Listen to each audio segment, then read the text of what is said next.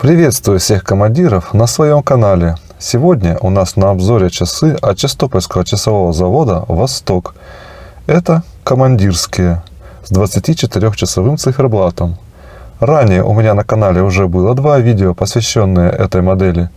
В первом я делился своими впечатлениями после покупки, а во втором я рассказывал, для чего мне нужен 24-часовой циферблат. Сегодня же я расскажу вам, как повели себя часы после 9 месяцев эксплуатации. Итак, шифр оформления 650-547-22. Механизм 2431 с автоподзаводом на 32 камнях с запасом хода 31 час. 19 800 полуколебаний в час. Имеется противоударное устройство узла баланса и календарь. Корпус из нержавеющей стали. С водозащитой 200 метров.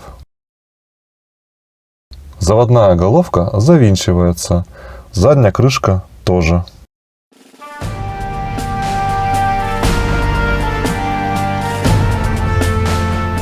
Изначально часы шли вот с таким вот браслетом. Я думал, что это литой браслет. Но, хорошенько присмотревшись, я нашел места соединения штампованных звеньев. Вот здесь находится такое вот соединение. Получается, что это такая имитация литого браслета. Браслет на штифтах. Я снял два звена. Вот такие вот штифты. Если кому интересно, у меня есть видео на канале, где я рассказываю, как укоротить браслет на штифтах. Ссылочка будет в описании. Застежка надежная, удобная. В принципе, браслет неплохой. За эти деньги, я думаю, он вполне себе достойный. Но я заказал на Алиэкспресс вот такой нейлоновый ремешок. Синий с белым. Цвета очень хорошо подходят к циферблату.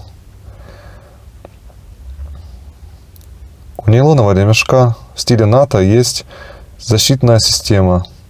Если обломится один из штифтов, то часы останутся на вашем запястье, на ремешке, благодаря вот такой вот системе. Не упадут и не сломаются. Это очень удобно. Бакля и все элементы застежек из нержавеющей стали.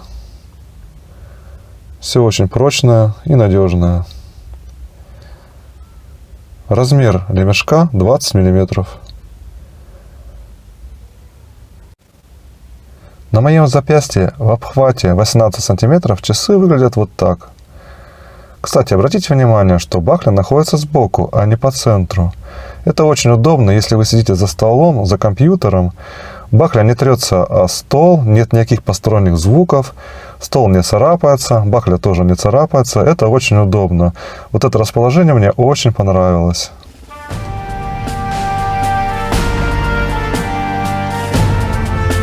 Стекло на часах органическое, с выпуклой формой. Такое стекло спроектировали советские ученые, чтобы оно могло воздействовать физическим ударом и сопротивляться сильному давлению. В принципе, мне очень нравится это стекло, как оно выглядит. Но, к сожалению, за 9 месяцев появилась небольшая потертость и пару маленьких царапинок.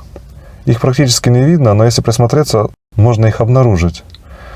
В принципе, все это легко отполируется.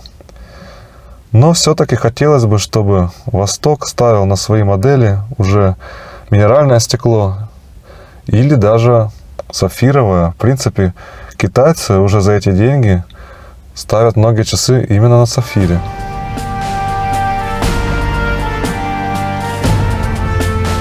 После покупки часы шли с точностью плюс 12 секунд в сутки. На сегодняшний день точность осталась прежней.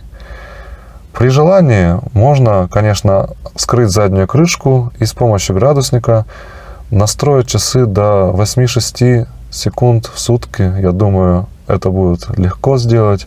В любой мастерской за небольшую сумму вам это сделают. Но я особо не вижу в этом смысла, потому что подкорректировать там, раз в 1,5 недели время на 1 минуту, ничего сложного в этом нет. И страшного тоже я в этом ничего не вижу.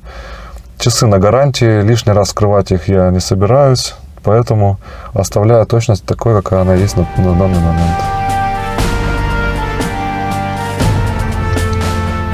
Люминофор нанесен на часовую стрелку, минутную и секундную, а также на часовые метки, но, к сожалению, не на все метки. Получается, что метка у нас идет через час. Между 2 часами и 4 имеется 3 часа, на которые метка не нанесена.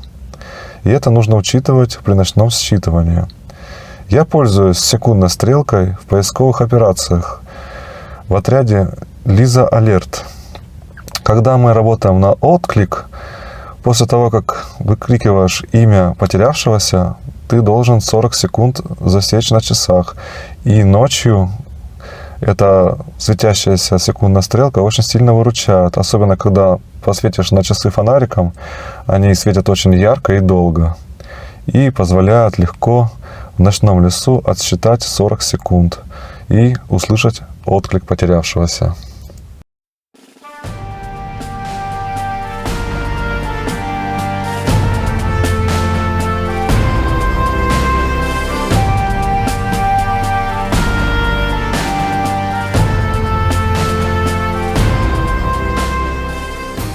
Часы с нейлоновым ремешком весят 80 грамм. Диаметр 41 миллиметр, без учета заводной головки. Высота от ушка до ушка 49 миллиметров. Ширина ремешка 20 миллиметров. Высота корпуса вместе со стеклом и ремешком 17 миллиметров.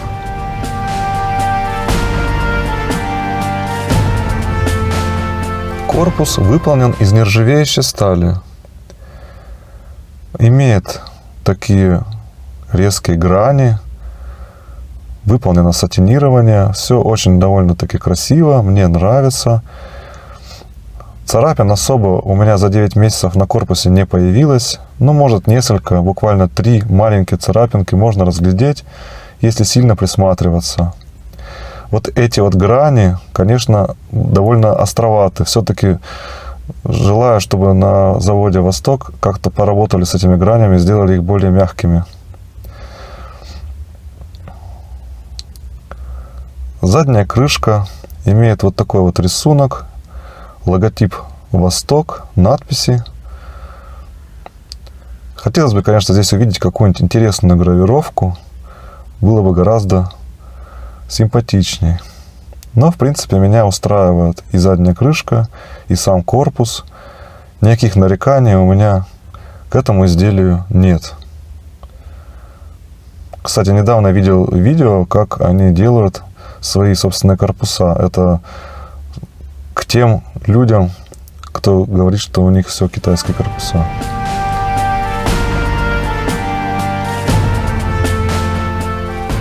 Безель на «Востоках», как всегда, без щелчков, без фиксации, двунаправленный, очень-очень винтажный.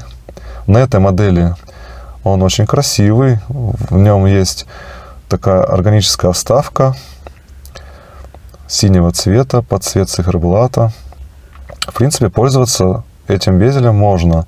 Когда, например, я купался, я выставлял время, и в течение 30 минут во время плавания, купания он никуда у меня не сдвигался.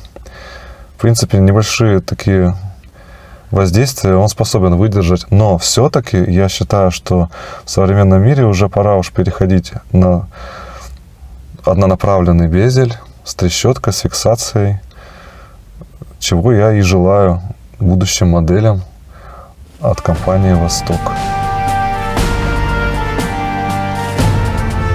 Совсем недавно я смотрел видеоролик, в котором показывали, как на Чистопольском часовом заводе проверяют часы на водозащиту, на герметичность. Каждая модель, которая заявлена водозащита 200 метров, обязательно проходит проверку на специальном приборе. И если такой герметичности нет, то в продажу такие часы не поступят. Сам я лично купался в этих часах много раз, в озерах, реках, и никаких проблем у меня не возникло. С аквалангом, конечно, я не спускался в глубокие воды, но думаю, что эти часы выдержат любое подводное испытание. Не стоит за это переживать. Единственный момент, люди сами должны перед каждым походом в воду проверить, завинчена ли заводная головка и плотно ли закрыта задняя крышка. Вот эти два фактора, это единственные два момента, которые могут сделать так, что ваши часы протекут.